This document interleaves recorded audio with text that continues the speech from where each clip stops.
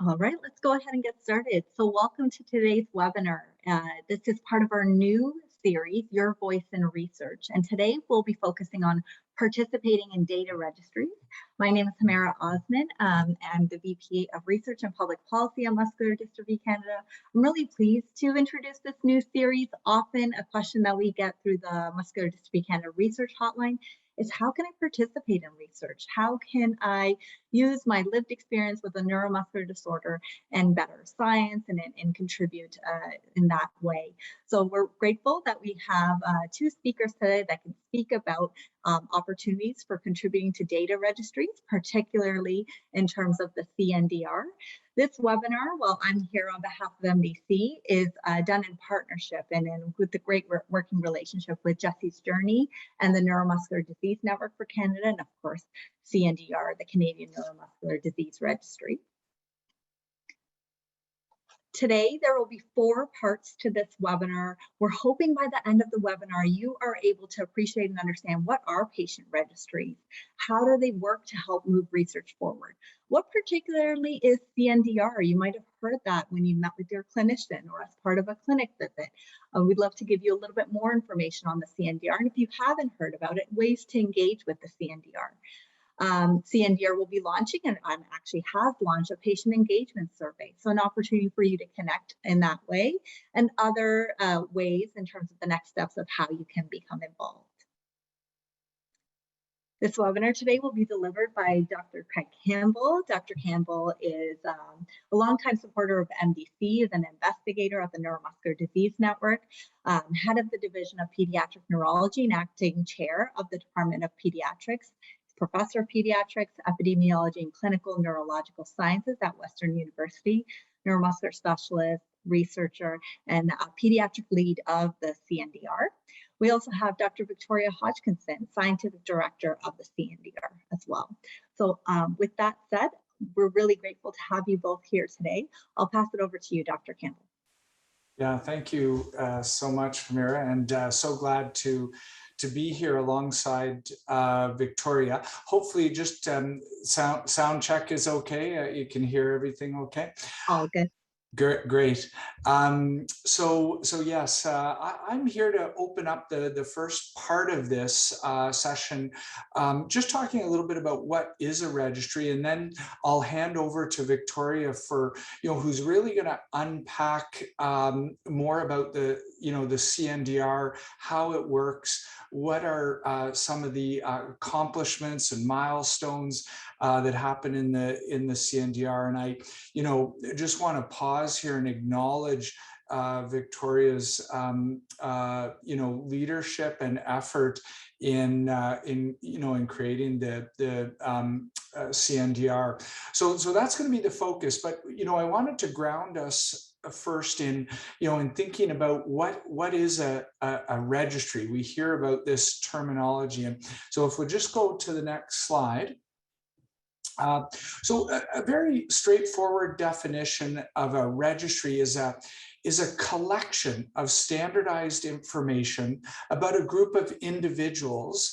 And in this context, obviously today we're going to talk about those who are living with a disorder, a neuromuscular disorder specifically. And a registry can be used for a variety of purposes. And in a couple of slides, I'm going to show you, kind of the ecosystem of people who use registry data. But what I want to start with is talking about, how powerful a tool is for, a registry is for collecting information about patients who are diagnosed with the same disease. And this is, especially critical for rare disease. And what we're going to talk about coming up is how the Cndr has evolved as a important registry in Canada for bringing together the neuromuscular community. So if we can head on to the next slide. So this, these registries that are built for rare disease and neuromuscular disease are very deliberate tools that we use to achieve a number of different objectives, and registries can be geared a little bit more towards, say, one objective or the other, but they're powerful collection of data to inform a lot of things. And I think one of the main things I like to point out, first of all, is the development of a registry really contributes to an organized and engaged, disease community. And there's many other things that contribute to that: strong patient advocacy organizations, strong relationships with expert clinics and identified experts, a good access to clinical trials and novel therapeutics, development of strong standards of care. So all those elements that we know about, but having a strong registry that is a place where we can collect data about how people are doing with a certain disorder over time, really in the Canadian context, or wherever the region or country that is, really contributes to having a very engaged disease community approach to disorder. And that's especially important in places like Canada, where there's a very big geography, but a relatively small population. And of course, in rare disease situations where there may only be a few hundred people with a similar condition across a country or even the world, and being able to connect and collect data in a very systematic way about how they're doing is important. We know that registries often can be used to improve patient care, and even when they're not specifically geared to that, we know that the mechanisms involved in a registry often help people because to improve standards of care, because patients feel are putting in information about maybe how their pulmonary function is, how their breathing is, and by engaging in that data collection, we realize, oh, you haven't had your pulmonary function test done for a couple of years. We need to put that in the registry. It's an important piece of data we collect, and hence, triggers some of these things that are, basic parts of the standard of care. So that's important. Registries can be designed to capture information from different sources, and I'll talk a little bit more about this in the ecosystem, but a well-designed registry takes information from multiple stakeholders and gears the information you're collecting so that it can be used from multiple stakeholders. But really, as most fitting with the theme of this session is, thinking about a registry as a research tool and a piece of research infrastructure, that's really important. And when you enter into a registry, particularly the Cndr, you're allowing data to be collected so that it can drive collaborative research between different investigators. It allows us to understand, when I talk about incidence and prevalence of a disorder, that's a fancy way of just saying that how common is a disorder in a country or region. And so it can help with answer those types of things. It fosters collaboration between investigators, one who might be in Halifax churning away in a research lab and someone in Calgary or Vancouver on the opposite. Having this common data infrastructure can really allow those researchers to work more closely together.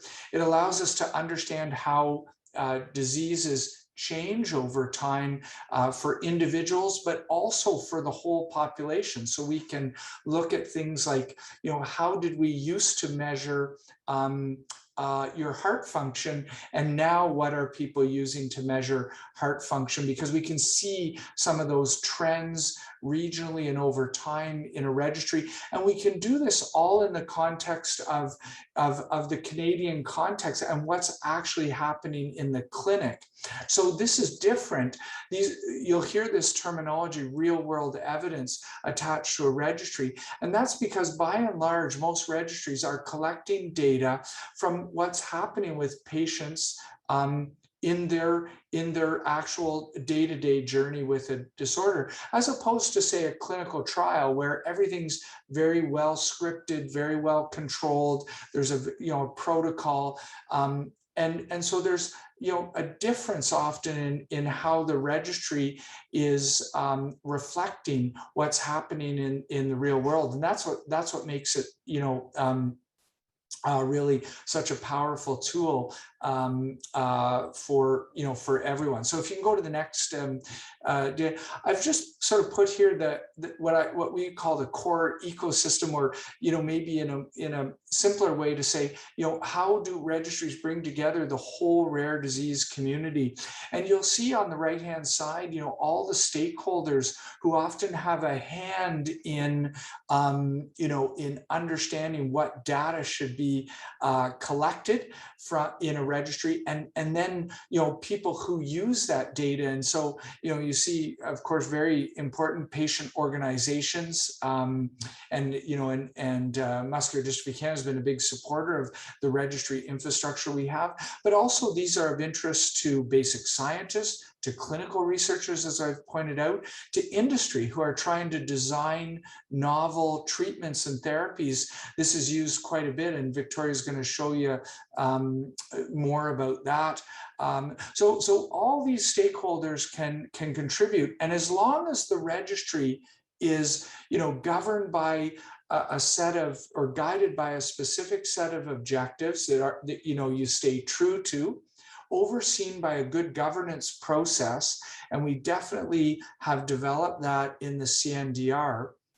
The registry needs to be responsive and adaptable to what's happening with the disease community. So, for example, changing from a modus operandi where you're planning for clinical trials to a scenario where you now have drugs on the market for a disease, the registry can adapt the type of items it's collecting to respond to that. And of course, we always want to pause and acknowledge the significant amount of personal information that patients are contributing into these registries. And we spend a lot of time thinking about, really proper stewardship of the data, and, how are we protecting that privacy? How are we governing the use of the data? And we take a lot of pride in the Cndr, and Victoria will probably show you some of the, about how we decide on what studies can use the data, how we engage the patients, and how we share the data in a larger way. One of the things that that often happens with these registries and happens in the Cndr is that we often partner with other registries that are in other countries or other regions to even create larger data sets that we can understand what's happening globally with a rare neuromuscular disease. And so in the case of the Cndr, we partner with a group called Treat NMD, and in that group we have dozens of similar registries that are collecting disease characteristics from people living with neuromuscular disease from across the globe. And then we try and tackle issues using that data at that larger level. So the Cndr is a part of those types of efforts as well. If you can go to the next slide.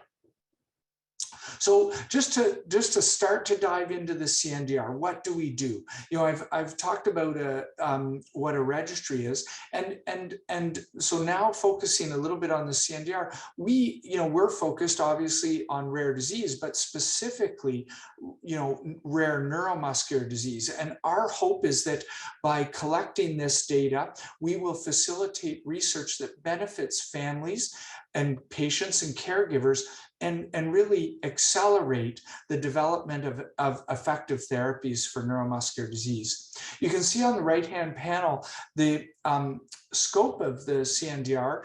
You see the map of Canada, and what you see in this figure is the number of patients enrolled in each province. So that's the top number in bold, and then underneath you see the number of adult patients on the left and the number of pediatric patients on the right. So you can see we really collect data now from all 10 provinces on pediatric and adult disease. And if you can go to the next slide here.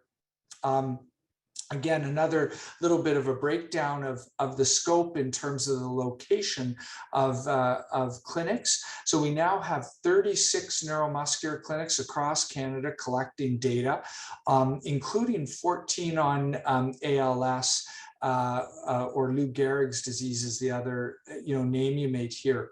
There's 67 investigators involved in the CNDR, and now close to 5,000 patients, so over 4,600 patients who have entrusted their data into this very valuable tool. And I can say, for the work, for the work of people like Victoria, the CNDR has become really one of the most well-respected, well-run neuromuscular registries across the globe. And I can say that because not only am I the lead of this pediatric part of the CNDR, but I've spent the last 5 years now as chair or vice chair of the global TreatNMD registry. And I know we're the envy of many registries, the kind of care and thoughtfulness that has gone into the running of the CNDR. And so I'm so excited for people to see what we've created and really acknowledge Victoria. Not only has she been a leader in creating the CNDR, but she's a leader at the global level as well for us. If you can go to the next slide. So I'll stop. Of course, the governance. I want to pause on this. There are a number of leaders attached to CNDR, as you can imagine, who are clinical researchers, clinicians, scientists, and they're listed here. I want to acknowledge Lawrence Korngut as the national lead. The CNDR is situated in Calgary with all the privacy protections and governance of an academic health science center at the University of Calgary. Myself, Hans Lochmuller, who guides the adult thing. And what we then have is people divided to take responsibility for the different disorders that are housed in the CNDR. And you can see all the, I won't go into everyone's name there, but a fantastic team working to make sure the CNDR functions well. And then just go to the last slide there. Here, I'll hand it over here to Victoria. I thought we had a picture of all familiar faces that you might see, but many of these people who you will recognize as your physicians who are working in the CNDR in your site, contributing and taking care of the data that you contribute. So thanks to all of them. And I'll hand over to Victoria. Thanks, Craig. Yeah, so that was a great introduction, I think, to what registries are and a little bit of the infrastructure of what CNDR is and how we're set up. Craig is always overly glowing about my participation and my role in this, and I think I'm very happy and honored to be able to support the community in this work, and it wouldn't be successful without the support of all of the individuals participating. So I think the first and foremost is, of course, all of those individuals affected by neuromuscular disease that do agree to share their data with the registry and trying to understand the importance of that and how thankful we are for that ability. That data is extremely powerful, as we'll walk through how it's being used, how it's been used in the past, and where we'd like to go in the future to really do as much as we can to improve lives of those affected by neuromuscular disease. So as Craig mentioned, sort of, he touched on how the CNDR works in our sort of multi-stakeholder view. So we really are a collaborative organization. We are a research project run out of the University of Calgary, but we very much value, these various inputs from different collaborations and partners, whether they be your physicians, the bench scientists doing some of the basic science work, not-for-profit organizations and patient organizations. Certainly, as we mentioned, MDC and Jesse's Journey are helping support in this collaborative webinar here, and some of our strong supporters, but we also have many collaborations with patient organizations with various neuromuscular diseases within Canada and also around the world.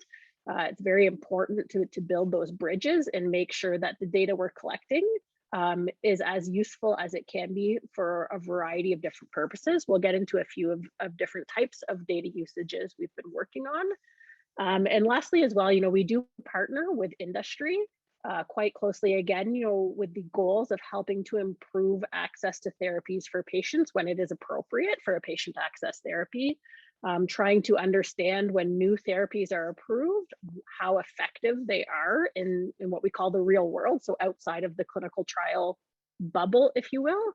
But I think it's important to note that we do have very strong privacy requirements. So Craig sort of touched on our governance structure, that any requested use of our data has to go through a review process where our advisory board we have within our registry that governs the use of data will review to make sure that the data request aligns with what we consider the goals and objectives of the community. And then it also will go out through review to all of the participating physicians to make sure they agree that this is a good use of data. And importantly, individual data isn't released externally to our network, and no identifying information is ever provided externally from the Cndr. So we do treat that very stringently. So there's no worry about, industry partners or other physicians or anyone accessing or patient organizations accessing your information outside of that approval. So how is the data used for research? Craig did a great job of sort of talking about registries and how they're beneficial. And there has been, as he mentioned, some sort of evolving of the registry over time and how data is used. One of the initial goals of the Cndr when it was founded just over 10 years ago now was to look at clinical trial feasibility and planning. So originally the goal was to help, as Craig mentioned, organize the community, understand where patients are across the country, where the physicians, the clinical experts are that might be able to run clinical trials, and encourage pharmaceutical partners to bring clinical trials to Canada. So to do this, it was sort of understanding who might be eligible for trials and where they're located across the country, and then being able to coordinate trial notifications. So in joining the registry, you are given the option of saying yes or no to the option to be contacted for additional research opportunities.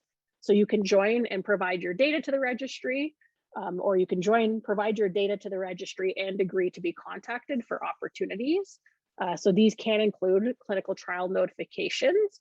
So working with pharmaceutical partners to say, maybe Craig's site where he's located in London is running a trial, as well as the University of British Columbia in Vancouver. And so we can help actually recruit patients for those trials by looking at, where patients are across the country, sending a notification to individuals. Say you live in Halifax and your physician actually didn't know about the trial that was starting in London. To send you you might get a notification that says you could be eligible for this trial. If you're interested, here's some information on who to contact. And that notification comes from our offices. It's never released externally. And then it's, you're able to say yes or no, I'm interested, and follow up with information on your own. So really protecting privacy there. We also do a few survey and questionnaire-based studies. So on top of the data that is coming from your physician who enters the data on your behalf into the registry once you provide consent, we do have the opportunity, if you decide to be contacted for research opportunities, it could include a questionnaire on quality of life. And so the researchers are trying to understand a certain research question. It goes through the approval process, and you could get a survey in the mail that You can answer or you cannot answer, you know, it's completely voluntary at that point, and just trying to provide these opportunities and using this sort of network and registration of patients to be able to collect additional information on any given study. And I'll go into a few of the studies that we've done in the past few years to sort of give a highlight of some of the things that have gone on in the community. And more recently, we're also doing a few informational mailouts. So certainly at the beginning of the pandemic, you know, there were a lot of questions about COVID-19 and living with neuromuscular disease. And so we worked with our collaborators with Muscular Dystrophy Canada and with Jesse's Journey and with NMD4C, our national network of clinical network, to put out, to help support the dissemination of materials that were developed by the clinical experts about neuromuscular disease and COVID. And as Craig mentioned, you know, we are a member of the Treat NMD Global Registry Network. So additionally, you know, the data, when you submit your data to the registry, you can choose yes or no to it going to the international collaboration. So if you don't want your data leaving Canada, you know, you have that right to say, no, I want it to stay within Canada. If you'd like to contribute to the global understanding of disease, you can elect to say, yes, I would like my data to go into the global registry. And so we work with the global registry and quite closely with Craig, having led for the last 5 years in understanding the global sense, how many patients are in Canada with what type of characteristics versus how that compares to other groups around the world. And here's the lovely picture that Craig was referencing. So, you know, we always like to say the study wouldn't be successful without the engagement of all of our physicians across the country. So you may or may not recognize some of these faces, but this is just some of our key investigators that we work with across the country who help recruit patients, consent patients who are visiting them in the clinic, and help enter data into the registry on their behalf. And it really is a collaborative approach to the program. So, you know, getting back to, you know, why would someone want to participate?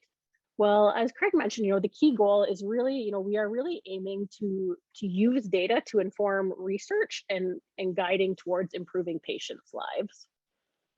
And this is done, you know, a variety of different ways. As I mentioned, traditionally, when the Cndr founded, it was really focused on sort of clinical trials and bringing trials to Canada. So understanding those feasibility studies of where patients are within the country, and then providing these opportunities to patients to help, one, bring the trials to Canada, and then two, helping notify patients of trials that might be going on around the country. And on the other side, we sort of have research with the data that's being collected. So Craig sort of alluded to some of this in terms of taking the data we're collecting, understanding what we call the natural history of disease, so how patients are generally progressing, as well as standards of care. So looking at, Craig used a great example of a ventilation use, so trying to look at the data and say, oh, I realize you haven't come in for your pulmonary function test. You know, it's been a few years, we probably should be doing that, and using the registry to help guide that, but also potentially using the registry to understand if there are variations across the country in patients accessing care, and trying to come to consensus around the community to ensure that all of our patients all across the country are receiving the best possible care, as we note. On top of this, there are lots of different ways the registry data is used. And this branches all the way from advocacy purposes, so helping our patient organizations, helping our physicians advocate for access to therapy or access to care, information and education, as I touched on, you know, standards of care, as new drugs come in and they're approved in the country, trying to understand how effective they are in the population. As well as patient-reported outcome measures. We'll talk a little bit about some of the work we're hoping to do moving into that a little bit more. Okay. So, you know, the Cndr, as I mentioned, we've been operating for about a decade now. So it's been a long time and a lot of growth, you know, starting from a few key small neuromuscular centers and growing over the years to include more patients, and more clinical centers across the country that are now affiliated with the registry. And we now are very proud to say, you know, we've done almost 180 projects with the data from the Cndr over the past 10 years. And this, you know, is really quite a phenomenal feat. And, you know, we're very thankful to the patients who provide their data. None of this would be possible, again, without those data sources.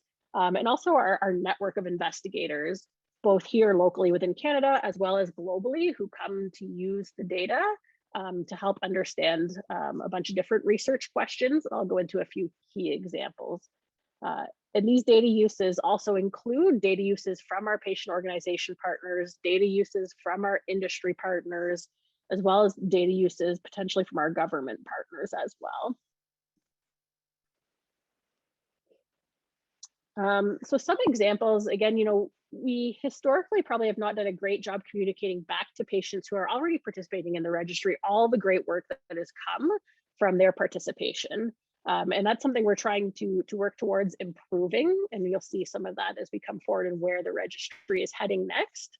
But I just wanted to give a little bit of a flavor of some of the work that's gone on and some of the benefits of providing data into a registry, whether it's the Cndr or a global registry as well. So you can see a few, these are just publications that have come out of our registry looking at either, you know, one is provincial differences in the diagnosis and care of ALS. So these are the types of studies we can do where we look at data registered of patients across the country and understand what that diagnostic odyssey or that patient journey to diagnosis looked like. So how long did it take between when they've had their first symptoms and when they were diagnosed with their disorder? And then looking at that in provincial variations and trying to understand, you know, what some of those barriers to that diagnosis are and how can we improve that. You can see in the bottom left corner here, we have a little graph looking at driving time to clinic. So again, you know, as Craig mentioned, a geographically diverse country like Canada, you know, we're really attuned to looking at what in certain provinces, you know, there's maybe one key neuromuscular center with experts. So how far is it for patients to access care? What does that driving time to clinic look like for rural versus urban livers? And how does that impact the quality of care they may be receiving or their time to diagnosis? And how can we improve care for all Canadians and make it more beneficial for them? And then we have other studies looking at, you know, in our top left corner was recommendations of feeding tube and nutritional management. So that was understanding, again, in our ALS population or Lou Gehrig's disease, when patients were receiving feeding tubes and how physicians were making that decision to help come up with consensus guidelines on what is the most appropriate way to treat patients as a whole. Obviously, there are lots of factors that go into these decisions, but trying to standardize care and ensure all patients are receiving the best possible care. And then there are other studies, you know, looking at genotype and phenotype correlations, we say, so how the symptoms are matching with a specific genetic mutation in this disease or use of ventilation, all sorts of different types of studies we could do when collecting the clinical data. As we mentioned, you know, we do collaborate globally on a number of programs with the Treat NMD network. And the Treat NMD network, again, has collaborations from both patient-reported registries where patients are giving information, as well as clinic-reported registries where the data is coming in from the clinic, and from all over the world. And some groups, you know, some are disease sort of neuromuscular disease specific registries like a Duchenne muscular dystrophy registry or a spinal muscular atrophy registry. And some registries are what we sort of term pan neuromuscular disease registries like the Canadian Neuromuscular Disease Registry, where anyone with a diagnosed neuromuscular disease can register. So it is open to all individuals with any neuromuscular disease. But we do try to facilitate these international collaborations. So again, there are a few studies just listed here where we've looked at, you know, spinal muscular atrophy registries across the world. A very important study looking at Duchenne muscular dystrophy mutations in over 7,000 patients around the world. So this is very key in some of those ultra rare disorders to build up that global collaboration to really understand differences in regions of the world in care or in disease progression, or if it's a, based on a gene mutation, how that might differ in different regions of the country. And then on the right here is just, again, a poster looking at, as Craig mentioned, we want the registry to evolve. So over time, what data we collect has changed based on the needs of the community. And so recently in the community, we have gone through a process with spinal muscular atrophy as new drugs came into the market, new therapies were available for patients. The data items we were collected actually changed so that we could help our patient organizations, help our physicians, help the industry partners or government understand who's benefiting from these treatments, how we can get them reimbursed for more patients, and trying to standardize data collection to assess the disease in our patient population. And this was done in a collaborative process as well with our global partners. So trying to align the data that were collected around the world to look at potential treatment differences and try to get more patients to have a better understanding of how this disease is progressing. So I did mention briefly advocacy, and whoops. So again, one of the powers of the registry is really that network of investigators. So we use the registry as a infrastructure and tool as part of the NMD4C, is our neuromuscular network in Canada, to bring together experts and help advocate for our patients. And we do this through a variety of avenues. Again, here, there's a few cutouts of publications, and certainly, as nusinersen came to market for spinal muscular atrophy, there was a lot of new things happening in the community as patients were trying to access therapy. And we brought together through our network of investigators some of the key expert physicians in the community to help write letters to the government to advocate for access to therapy.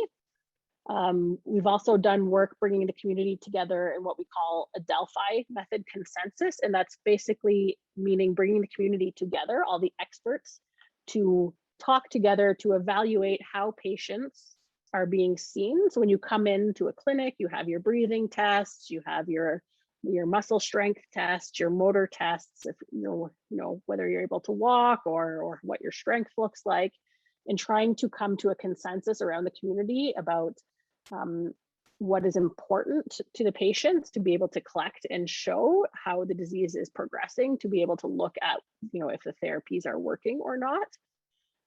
So bringing together that community to come to agreement on how to help evaluate patients.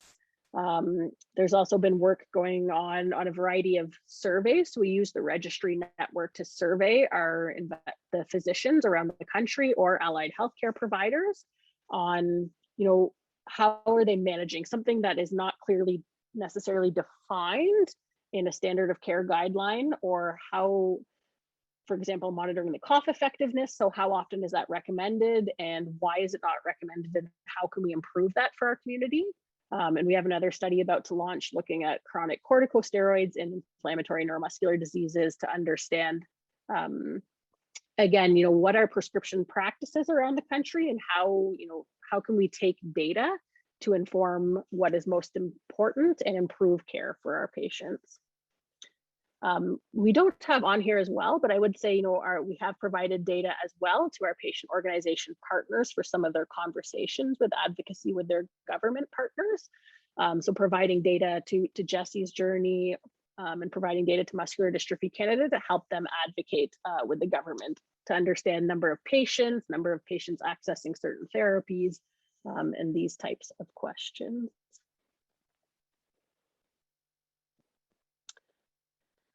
And of course, too, as I mentioned briefly, trying to engage with patients using the registry as sort of a contact tool to reach out about other research opportunities.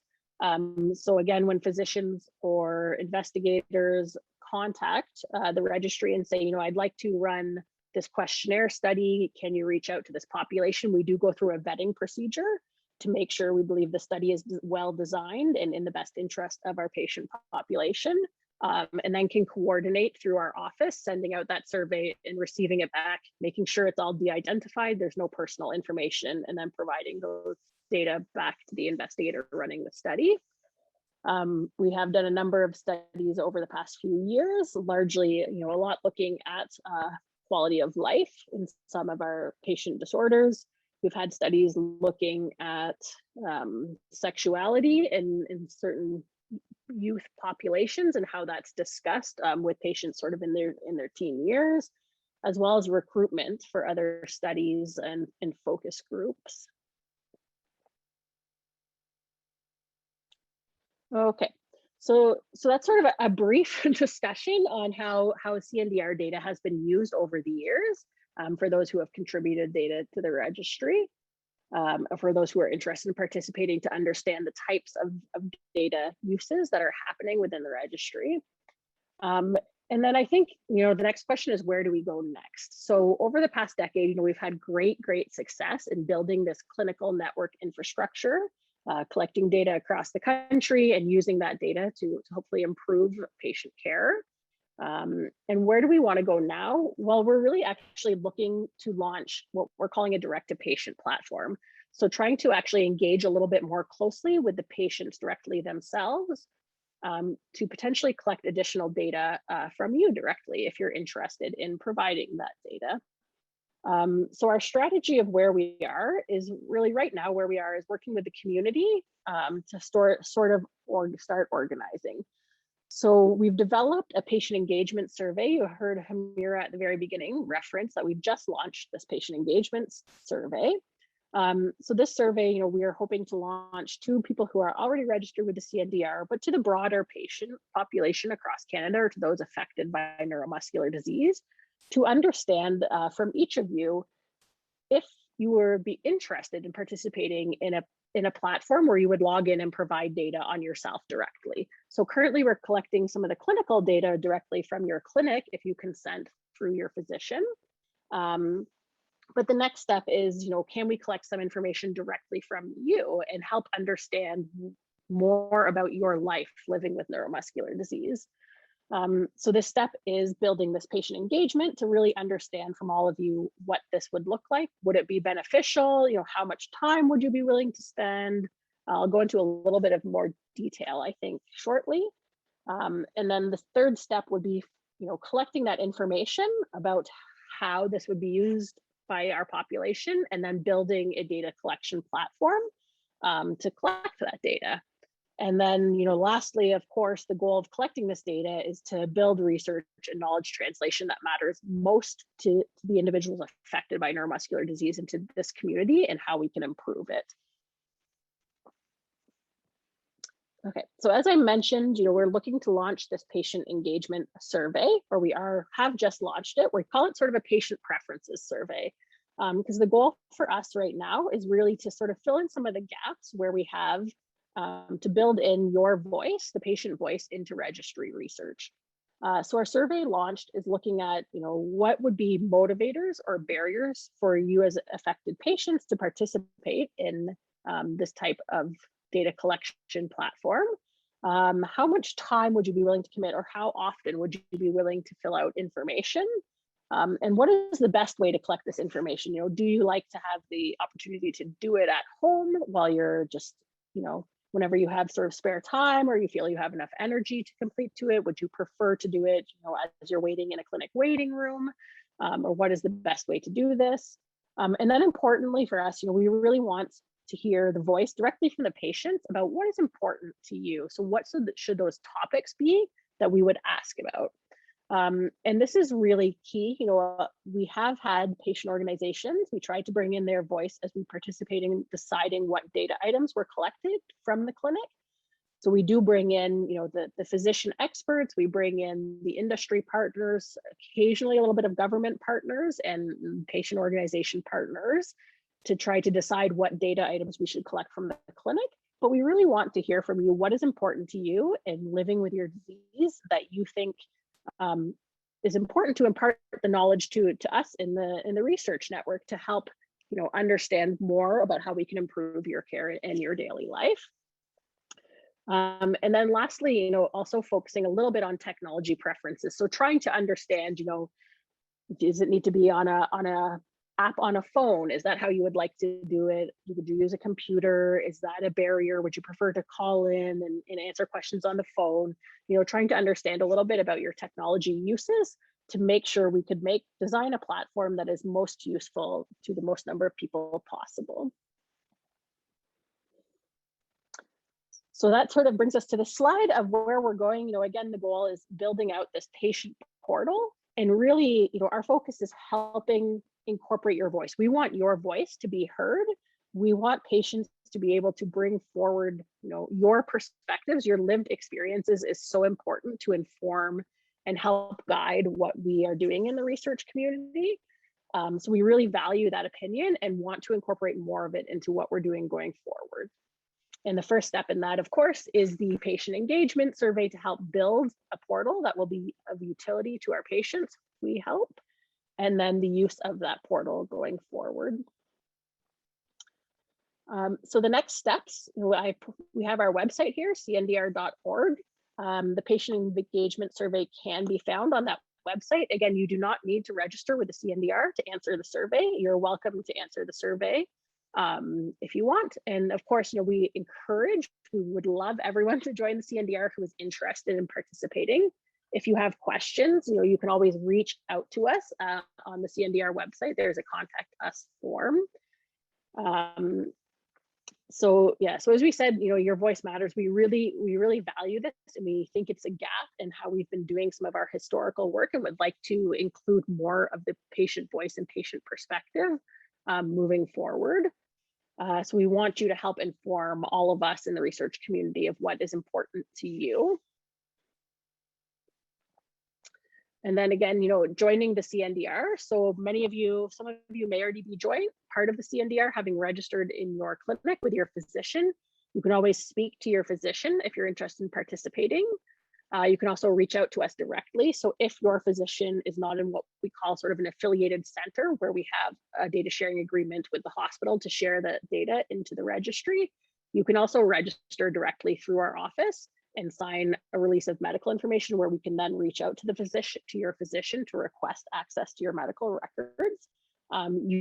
For the clinic registry, you do not need to do anything else other than provide your informed consent. The consent form will walk through, you know, some of what we talked about how your data is used, how your privacy is protected, and what the risks and benefits of participating are. We feel there are lots of benefits, and the risks are quite minimal, as we're protected within the academic sector, and your data is not released externally. At least your personal information is never released externally. So very important to understand that. And then hopefully we'll be launching this patient portal as well, and you can participate in one or the other or both as we launch both of them. And lastly, just in the vein of sort of this discussion, I think around, you know, the patient voice in research, there are lots of ways to contribute to neuromuscular research in Canada, and the Cndr is just one of these. You know, you may have heard in visiting your physician, visiting your clinic, about possibilities of clinical trial participation or biobanks where they would take a sample and store for research purposes. There are lots of other research studies floating around, some coordinated through the Cndr, some coordinated through the Neuromuscular Network or through Muscular Dystrophy Canada or other organizations like Justin's Journey. And we do encourage everyone to reach out to patient advocacy organizations, whether they're Canadian as well as global organizations, especially in some of the ultra rare disease spaces, to engage in potential opportunities. And NMD4C is our Neuromuscular Disease Network for Canada. So there's also opportunities to participate with them. I would like to thank the funders of the Cndr. So again, you know, all of this would not be possible without our very invested clinical network of physicians that participate, as well as the patients who participate and provide their data to the registry, but also to our partners. So we've had a variety of support over the last decade from patient organization partners, as well as from some pharmaceutical partners who help support the work that's ongoing in the network. And of course, you know, we have an excellent team. So this is our team in our central office based in Calgary. So led by Dr. Horngut as our principal investigator. And we have a great great number of team members, and Nosheen, I just want to acknowledge here her lovely photo is our new patient engagement coordinator. So she's helped put together a lot of this work and is working on the patient engagement survey and patient portal as well as we incorporate your voice. And of course, we'd like to thank very much Hamira and the team at Muscular Dystrophy Canada for helping support the registry over the years and also supporting putting on this webinar, as well as Nicola and our colleagues at Jesse's Journey for helping support this work, and our colleagues as well at NMD4C, the Neuromuscular Disease Network for Canada, who have helped put together some of this work in collaboration. And that's it for me. I think, we're happy to take questions. And again, just want to thank everyone for your continued support of the neuromuscular disease community.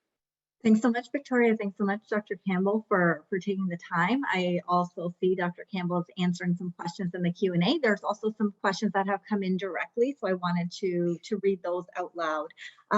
This first one might be a simple one, as I know you addressed it closer to the end, Victoria, but the question is whether the Cndr collects biosamples and whether there is an opportunity for collecting of biosamples. Yeah, so currently the Cndr does not. We have discussed at some point collecting samples linked to the registry. And right now there are some initiatives underway with the Neuromuscular Disease Network, NMD4C, I think, to sort of standardize some of the collection. A lot of time those samples are collected at institutional level and not nationally. Is there an opportunity to? Possibly. It would require some changes to how the structure of the registry is set up. So it's something we've been discussing, but. Very good. Yeah. The next question here was for Dr. Campbell. You mentioned how Cndr is integrated into Treat NMD. Can you provide some examples in COVID? Was there sharing of data, or was there any studies looking at the impact of COVID-19 on neuromuscular patients from a European and Canadian perspective? Mm-hmm. That's a very interesting question, but to be perfectly honest, we did not specifically use the registry or comparative things across registries to specifically talk about COVID-19. So no, I guess the short answer is no, that those studies weren't necessarily triggered during COVID. However, it would be interesting to overlay some of the data that is available in, registries such as hospitalization data or respiratory data. So that would be something you can pull out. And often, again, we've seen many examples of how how registry is used to draw data out in the real world, but also, because of the contribution from so many patients across the world, there always is the ability for a stakeholder interested in doing, a study on COVID-19 to send out a questionnaire to patients within the Cndr and through other registries globally to find out about what the experience was with COVID. So because this network exists and this tool is there, you can often, whoever asks that question may want to do a study on it, and figure it out. The next question also is for you, Dr. Campbell. Many people are noting that they don't see their neurologist. They don't see a physiatrist quite often. So without the patient portal being launched yet, they're wondering, are you capturing neuromuscular patients in Canada who are primarily seen by their family physician?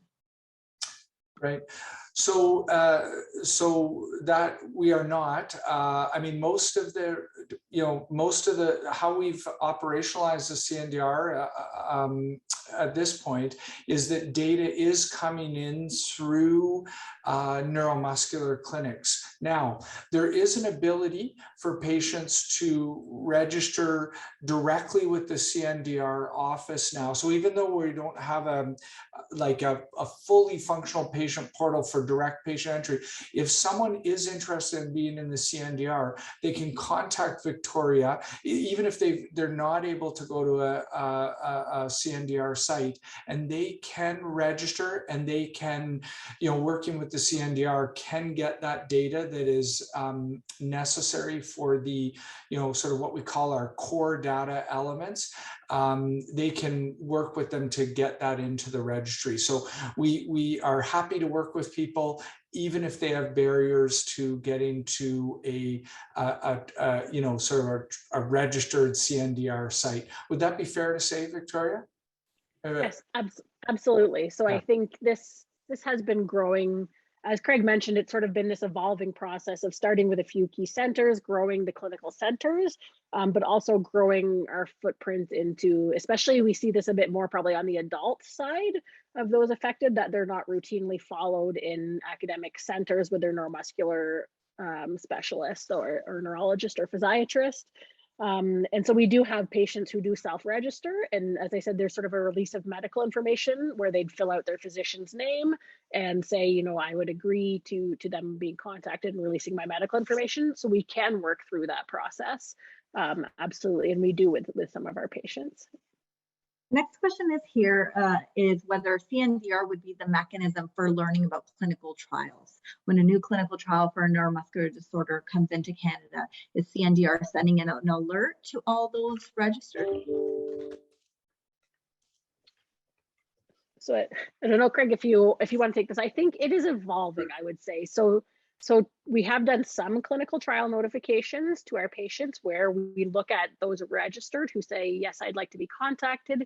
We look at often their breathing tests and how, if they can walk or not, if they're ambulatory, and those sort of inclusion criteria, and reach out to some patients who might be eligible. That being said, it's not 100% of the time, absolutely. And it's certainly, for some disorders, we have fairly good coverage of the population in Canada, and others, it's not as great coverage currently. So, we always recommend reaching out to your neurologist if you have one, your physician. There is also an initiative that Craig is helping to lead as well with the Neuromuscular Disease Network to bring in what we call the clinical trial concierge. So this is an individual that has been hired to help facilitate clinical trials in Canada. And Craig, I don't know if you want to speak to that as a resource. Yeah, I mean, we do have a clinical trial concierge, someone you can contact if you as a patient, you're sort of saying, where could I get involved in clinical trials? And Bonnie Wooten, who is that person, will help navigate for you, and she's connected to many of the clinical trial sites. She'll kind of take a bit of information from you and try and find out what may be a fit for you. The other role for Bonnie now, though, is to help partner with the CNDR when we know clinical trials are starting in a certain area, to work with Victoria to try and forecast better for families, to try and use the CNDR as a tool early on as we plan for clinical trials. And I believe that will result in more actual recruitment letters being sent out through the CNDR for trials.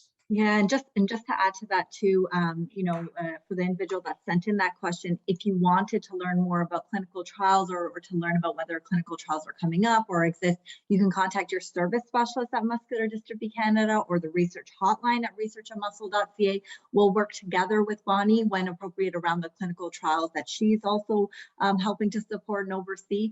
But we can, help you navigate what clinical trials are available, but also provide information on what those trials are studying, what is the inclusionary criteria, who would be a good candidate, and what are the results so far if it's in a different phase of the trial as well. So it's one of those ones where we have shared responsibility and really helping to support individuals on clinical trials.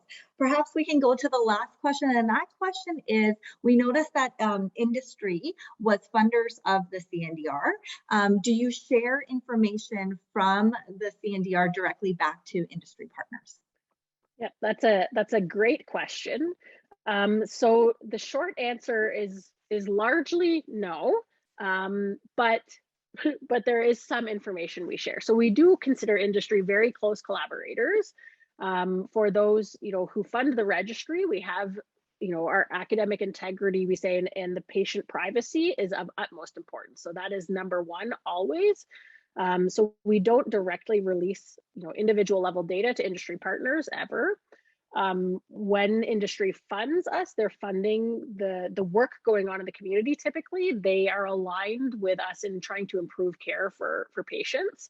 And sometimes we do provide aggregate data reports back to the industry partners, but always making sure we're protecting privacy. So it's largely on how many patients are registered with this disease in Canada in your registry, right? It's just sort of on high level, sort of aggregate information, typically. Now, that being said, we do work with other industry partners who could put in a request for data to say, I'm interested in understanding the progression of this type of patient in Canada. And those requests always go through our advisory board, always go through each individual physician participating in the registry to make sure that we all agree that it's a good release of the data. And then we in our office would bring the data out, clean it, analyze it, and provide a report back to that company, potentially, that explains, that answers the question, but always in an aggregate form, in a de-identified form, so there's no individual data being provided. And I think that's great. Yeah. I just want to end off of two comments that I'm getting. One is that it's really encouraging that you are making changes to improve patient engagement and knowledge transfer. So outside of working along with patient organizations, opportunities for patients to directly provide input, that's great. And also with that said, they hope to see that some of the data elements that you're including will really include meaningful elements around quality of life and about other aspects of life beyond how they perform on clinical tests. Any comments to that, Victoria or Craig? Yeah, I would just add quickly. I think it's absolutely true, and we've seen this in some disorders, right? An individual clinic visit, you see your specialist once a year if you have a bad day or a good day and how you're feeling. And there are so many more important aspects of living with neuromuscular disease, or maybe not more important, but equally important as well. And that's really the impetus for bringing in the patient voice, is really to make sure we're grounded in what data we're collecting and understanding, that transfers potentially from the wheelchair are more important than how they scored on a test in the clinic, right? And how can we improve that function of disease? So yeah, I think it's absolutely aligned, and we're very eager for this next step in collaboration with our patient organization partners in the community to improve the work we're doing. That is excellent. So with that said, I know we're 4 minutes over time, so we'll go ahead and pause and stop here. Thank you so much, Dr. Hodgkinson, Dr. Campbell. Thank you again, Dr. Campbell, for putting some really great comments and answers to the questions that came into the Q&A. You were so quick. We really appreciate that. We will definitely send out the link to the survey that you mentioned today, Victoria, as part of a follow-up to this on behalf of MBC, Cndr, NMD4C, and Jesse's Journey. Thank you so much for your time, for an insightful discussion. I really see a lot of good engagement already in the chat box, and please feel free to reach out to Muscular Dystrophy Canada, research@muscle.ca. If you have any questions that we didn't get to today, I'd be happy to forward them along to Dr. Campbell and Dr. Hodgkinson. Thank you all so much for your time, and have a good rest of your day. We hope to see you at our next Voice in Research, which will be focused on clinical trials. So we hope to see you then. Take good care. Thank you.